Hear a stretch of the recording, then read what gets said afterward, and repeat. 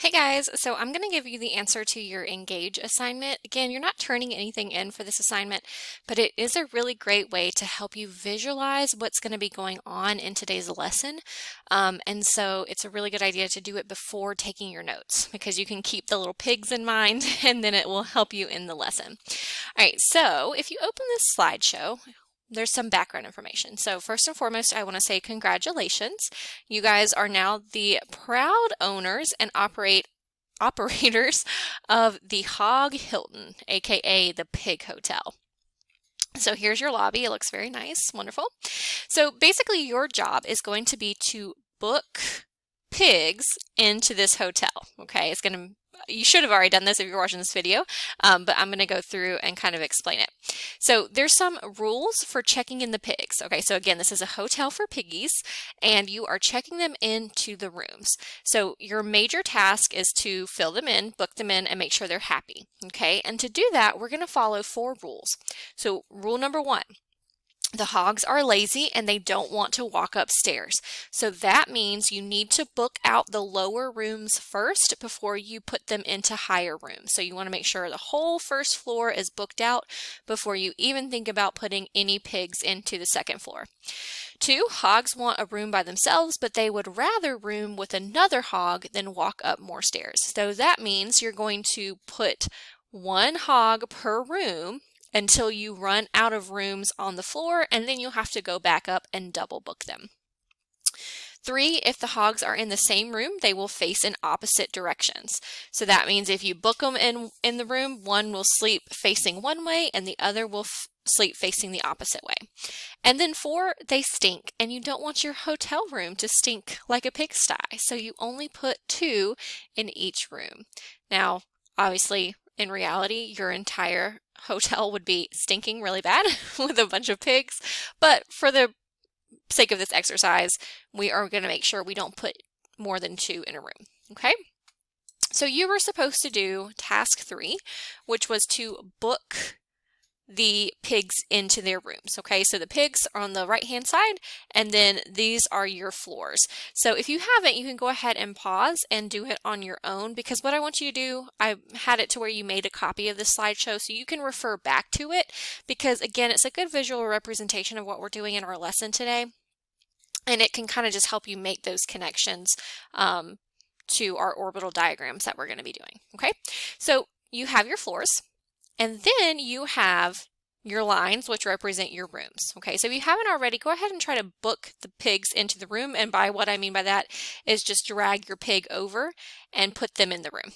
Okay, that's how you're going to book them in. Now, remember, we have to follow those rules. And if you pay attention, the first floor only has 1 room. The second floor has 2. The third floor has 3 rooms. The fourth has 1. The 5th has 3, and the 6th has 1 room. But in this one, we're only booking 7 hogs, so we're not even going to get up to those upper floors. So go ahead and pause and do this if you haven't already, and then I will resume and book them in and show you what it should look like. Okay, so hopefully you paused and tried to do it on your own. But if we're going to follow the rules, remember, they don't like to walk up the stairs, so we are going to put them in the lower levels first. Okay, so my first piggy comes in, I'm going to book him into the first floor, right? Now, I need to book a second piggy, but remember, they would rather room with another pig versus walking up the stairs because they're that lazy. So I do have to put another pig in the first room before I can move on to the second room. Okay, now remember, it also said that if we are booking 2 pigs into a room, then they need to go in opposite directions. Okay, so I'm going to grab my little pig that's going to be sleeping the other way.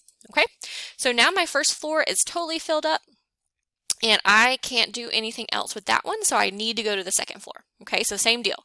So my first little piggy is going to be booked into his room on the second floor, and again, my second little piggy, he is going to be into that second room, because again, he would rather be on the second floor and only have to go up 1 flight of steps versus going to the 3rd floor. Okay, all right, now I'm realizing I'm going to need another one of these probably, so I'm going to put that there. Okay, so Now we have to move on. Now we've got 3 rooms on the 3rd floor. So we've got those 3 rooms on the 3rd floor, and remember they would prefer to be alone, so I'm going to start booking them into the rooms one at a time before I have to go back and double them up, okay? So I've got 4 piggies in here, so then I'll go 5, 6, and 7. And actually I didn't need that little guy. I miscounted, but I'm just going to put him over there.